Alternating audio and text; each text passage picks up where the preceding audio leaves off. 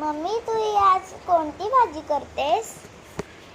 अगं ही मी आज बीटरूटची भाजी करते. आता मी ह्याला छिलके ह्याचे सर्व काढले. आता ह्याला मी मस्त धुणार आणि मग ह्याला किसणार किसणीवरती आणि मग ह्याची भाजी बनवणार. ह्यात कांदा छोटासा कांदा टाकणार आणि मिरची टाकणार आणि भाजीला फोडणी देणार आणि मग वरून थोडंसं खोबरं किसून टाकणार. तर ही भाजी खाल्ल्यामुळे आपल्या शरीरातलं रक्त नेहमी प्रमाणात राहतं. ही भाजी प्रत्येकाने 15 दिवसातून किंवा आठवड्यातून एकदा खावावीच. त्यामुळे काय होतं, आपल्या शरीरात रक्त कमी झालं ना की आपल्याला आजार व्हायला चालू होतात.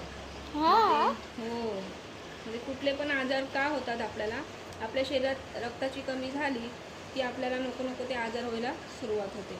त्यामुळे ही भाजी आवर्जून प्रत्येकाने आठवड्यातून किंवा 15 दिवसातून एकदा खावावीच. त्यामुळे आपल्या शरीरात रक्ताची कमतरता भासत नाही.